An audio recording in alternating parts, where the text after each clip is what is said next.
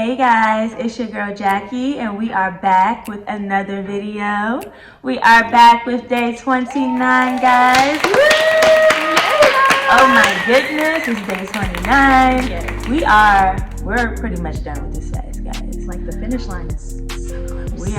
We're there, pretty much. That's crazy. And of course, we have special guests today. We all know who this is. This is KJ. Everybody say, hey girl. Hey girl.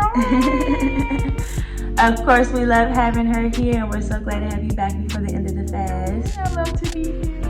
Thank you for having me. Of course.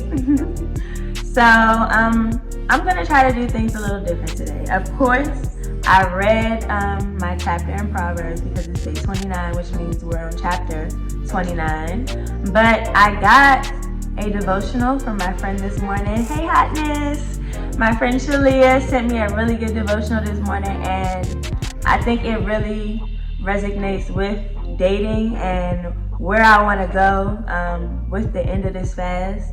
I feel like during the fast, I don't know, maybe I was ranting a little bit because of my own situations, but I was talking a lot about things that I don't like that I saw or things that other people were doing to me, but I wasn't doing a lot of self-reflecting or looking at things that I may need to change with me in order to work with somebody else. So I feel like the devotional that I read this morning definitely spoke on that, and I want to share what I got out of it with you guys. So yeah, she sent it to me. I think it's from Joyce Meyer's devotional, but I'm not exactly sure. I have to figure that out for you guys. But KJ's going to read it for you all. Alright, you guys, so let's get into this. So this is Exodus 4, chapters 10 through 12. And it says, put on a coat or a jacket and have someone tie your wrists together. Then try to take off your jacket. It can't be undone, can it? That's what happens when you struggle with believing in yourself. When you let fear and self-doubt tie you up in knots. It's pretty much impossible to succeed. Self-doubt and confidence don't work together. They work against each other. Confidence will destroy self-doubt, but self-doubt will destroy confidence. Self-doubt is tormenting. The woman who doubts herself is unstoppable in everything she does, feels, and decides. She lives in confusion for most of the time and wrestles with making decisions, sticking to them because she is forever changing her mind, just in case she might be wrong. A confident woman is not afraid of being wrong. She realizes she can recover from making a mistake and doesn't allow the fear of making one prison her or tie her up in self-doubt. And I feel like I felt like that was for me this morning. I felt like God literally came and sat on my bed when I got that text message and was like, read this now. Because I even touched on it a little bit in my other video when I was saying, you know, I just wish God would come down and tell me what to do because I'm tired of making mistakes. And I had to think to myself, like, that's a confidence problem and that's a self-doubt problem because everybody makes mistakes, and making mistakes aren't bad. They're not bad, they're learning experiences. So I feel like it's like a whole mindset. If you look at it negatively, it's going to weigh down on you negatively. And so going back to self-confidence, I feel like in dating, a lot of people, well, I'm not going to say that. In dating, I definitely struggled with self-confidence because I found myself, you know, not being able to stick to what I was saying.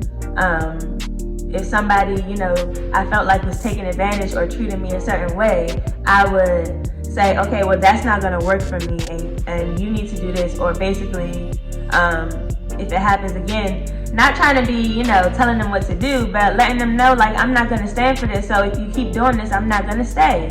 And they would keep doing it, but I would keep giving them chances. And that's me not being confident in what I say because I don't want to be by myself. So that in turn cause the situation to go way worse, because now I look at them way different, because I feel like they don't have a problem with taking advantage of the situation. And so now my whole perception of them is bad, but really it was me, because I was letting them get away with things that I shouldn't have. Wow. Yes, Jackie, that was a breakthrough. I'm feeling this. I felt that. I love that. That was a deliverance. That was a breakthrough. And I'm glad this is all coming together, because that's what I see from this perspective. It's coming together for you. You're getting a lot of answers that maybe you didn't realize you had. Yeah, and so I feel like with that, God is trying to say, and it's like sometimes I feel like God is like pointing out things to me, and it's like I didn't even know I was dealing with that. Or I didn't even know I was, in the middle of a self-confidence, issue. So it's like, okay, God, where do you want me to go from here? And I feel like God is just trying to say, it's gonna be a learning process. Every day is gonna be different. You have to be okay with not being right all the time. You have to be okay with making mistakes and saying, well, maybe this wasn't the correct way to go, but I'm gonna be all right, because God is on my side and He's directing my path. So He's not gonna let me step somewhere where it's completely off. But He will allow you to make your own choices, and sometimes the choices that we make are not the right choices, but we can always come back. Like I was saying in my last video, we can always come back home. So I feel like that's where God wanted me to go with that. Anything I would say, how it can connect more so to Proverbs, I feel like the Bible and Proverbs, like we've mentioned a lot throughout this journey, speaks a lot on wisdom.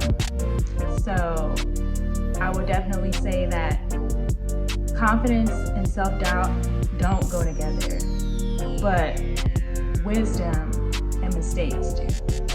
So I feel like you can't obtain wisdom without learning a lesson.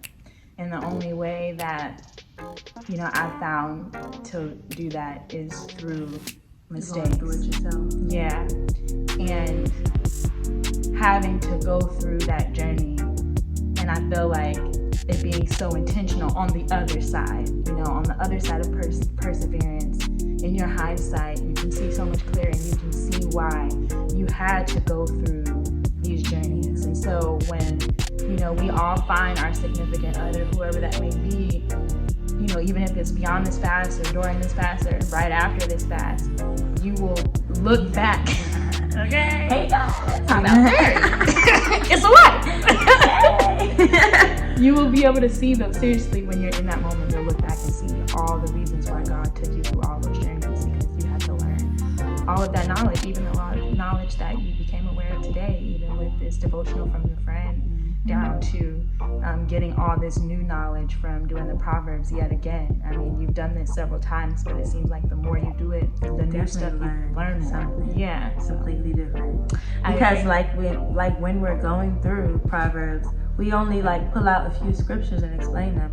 But each time, I probably pull out different scriptures, so it's definitely gonna be different every time. I agree. But yeah, I think that's gonna wrap up Proverbs today. I think we got a really good video in.